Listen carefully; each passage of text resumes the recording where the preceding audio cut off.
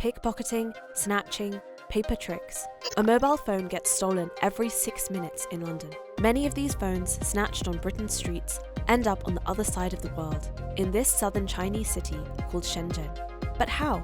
I was just sending a message as I was crossing the road, like all of us do, like if we're checking our maps or something like that.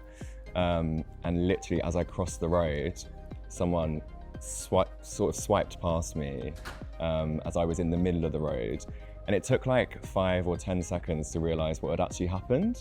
And then I looked up and realised that this guy had taken my phone, this guy on a bike. Thieves disguised with hoodies and glasses roam around the city, typically on electric bikes or motorcycles, allowing them to speed off after robbing their victims. So I ran after this guy, but by the time I'd got, halfway up the road, the guy had completely gone, and my phone was gone, unlocked with all my photos on it, all my messages on it, all my notes on it.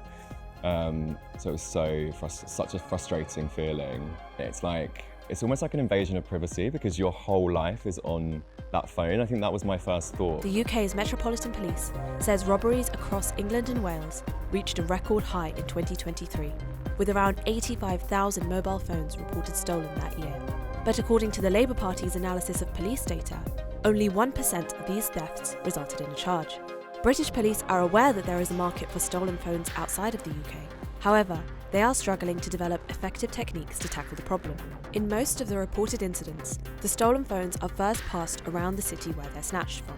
Police claim that this makes it nearly impossible to deploy forces to specific locations fast enough to retrieve the phones. So I spoke to the police through it was like an email chain, and within like 2 days I had a letter come through that said there was nothing more they could do and that the phone was gone, which is frustrating because your phone's gone and they're not even going to check the CCTV, they're not even going to check what has actually happened. It just feels like you've lost your phone and no one's going to do anything about it. Typically, several days after the theft, the stolen devices are brought to distributors, who buy them in batches to later ship them en masse to other countries, where they can be reopened. Once the devices have crossed the UK border, it is too late to get them back.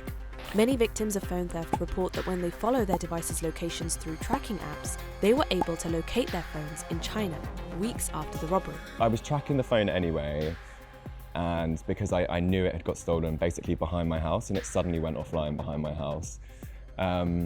And then it was moving around London, and then it went offline for probably 24 hours, and then this must have been 3 or 4 days after, I turned it on, and it was to look at Find My iPhone, and it was in Hong Kong, I think, and within probably 24 hours after that, it was in Shenzhen. Many victims track their stolen phones to the same Chinese city, Shenzhen. Furthermore, most even identified that their devices were all located on the very same street, Hua Fa South Road, a place some refer to as China's Silicon Valley. In this area, there are many second-hand electronics shops, where hundreds of used phones are laid out for sale, and other electronic items, from processors to screens, are sold in abundance. A Sunday Times investigation found that stolen mobile phones are traded for anything from $85 to $970 in these shops. So why would criminals smuggle these devices to a market more than 7,000 kilometers away? After a mobile phone has been reported stolen or lost, the device is locked, and it is hard to unlock or resell stolen mobiles in the UK due to security measures. However, devices are more easily unlocked in China, and once unlocked, they are restored to factory settings to be sold second-hand. But the process does not end there. Thieves also require the phone's real owner to disconnect their user IDs from the stolen devices to be able to sell them. Some victims' immediate reaction to having their phones stolen is to remove their account from the devices out of data privacy concerns. But some who chose not to disconnect their IDs from their devices reported receiving threatening messages. Well, originally they were pretending to be iCloud, so they were saying, please click this link, log into your iCloud, and then we can return your phone. And then the messages started getting more sinister. Police have urged victims not to respond or comply with the thieves' demands. But this does not stop resellers in China. If a stolen mobile cannot be unlocked, or the real owner's account cannot be removed, they simply dismantle the phones and sell the parts separately. Or even assemble pieces from different phones together and create new phones, meaning the market also functions as an illegal electronics recycling hub. Either way, it remains a lucrative market for criminals who are operating a global smuggling business from one end of the world to the other.